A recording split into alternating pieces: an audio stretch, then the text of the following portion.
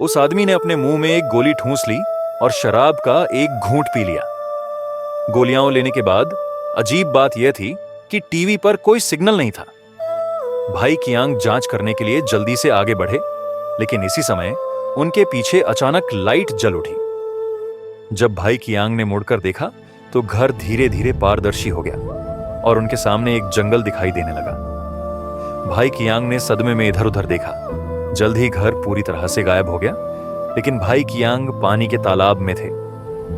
वह घबराकर एक ऊंचे स्थान पर भाग गया और फिर ध्यान से तालाब को देखने लगा। इस समय भाई कियांग को अचानक पता चला कि किनारे पर एक मगरमच्छ है।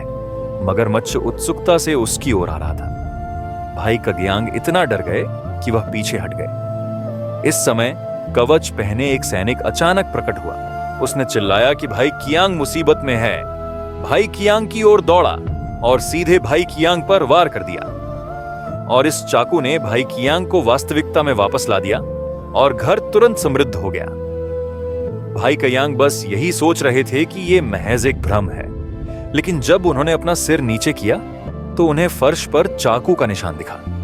तभी भाई कियांग को एहसास हुआ कि जो कुछ हुआ था वह कोई भ्रम नहीं था, बल्कि एक समय यात्रा थी। फिर भाई कियांग ने एक और गोली ली और इसे डीवी पर रिकॉर्ड किया। फिर भाई कियांग हवा से गायब हो गए और अगले ही पल भाई कियांग एक बेहद ठंडी जगह पर दिखाई दिए, और इस बर्फ और बर्फ में भाई कियांग को एक आकृति दिखाई दी। अगले ही पल भाई कियांग ठंड से कांप रहे थे। भाई कियांग वास्तव में फिर से वास्तविकता में लौट आए और उस आदमी ने उन्हें खा लिया। अप्रत्याशित रूप से अगले ही पल वह हवा से गायब हो गया और एक बेहद ठंडी जगह पर पहुंच गया। जब भाई कियांग जोर से दबाव डाल रहे थे, तभी उन्हें अचानक एक आकृति दिखाई दी। तब भाई कियांग निष्क्रिय रूप से कांपने लगे और अगले ही पल वह फिर से वास्तविकता में लौट आए, और उनकी ठंडक का एहसास भाई कियांग को भी अपने साथ ले आया और उन्होंने जल्दी से गर्म स्नान किया।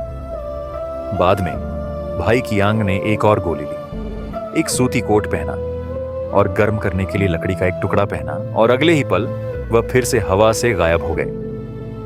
भाई ककियांग ने गर्म रहने के लिए लकड़ी जलाई। जब वह पीछे मुड़े तो उन्हें कुछ ही दूरी पर एक भयंकर घोड़ा दिखाई दिया।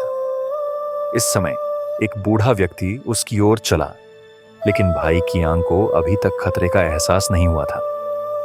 अगले ही पल बूढ़े व्यक्ति ने भाई कियांग पर हमला करने के लिए अपना भाला उठाया। भाई कियांग ने तुरंत अपना हाथ उठाया और खड़ा हो गया। बूढ़ा व्यक्ति धीरे से उसके पास आया और प्रतिद्वंद्वी भाई कियांग एक आदिम व्यक्ति निकला। यह देखते हुए कि भाई कियांग शत्रुतापूर्ण नहीं थे, आदिम लोगों ने अपने भाले नीचे रख दिए और भाई कियांग के साथ आग से खुद को गर्म किया। अगले ही पल भाई करियांग फिर से वास्तविकता में लौट आए और सब कुछ भाई करियांग द्वारा रिकॉर्ड किया गया। यह पता चला है कि कुछ समय पहले कई विचित्र हत्याएं हुई। कुछ लोगों की चाकू मारकर हत्या कर दी गई और कुछ को जलाकर मार दिया गया। जांच के बाद भाई ककियांग ने पाया कि सभी मृतकों ने सिंक्रोनाइजेशन नाम की इस दवा का सेवन किया था।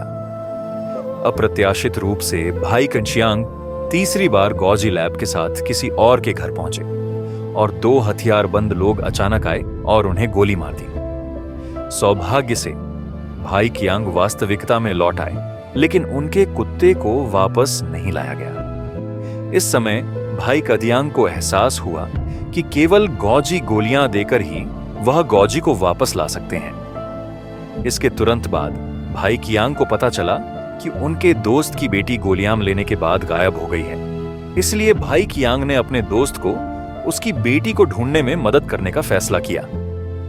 एक दोस्त को उसकी लापता बेटी को ढूंढने में मदद करने के लिए उसने वास्तव में एक ऐसी गोली ली जो समय और स्थान के माध्यम से यात्रा कर सकती थी।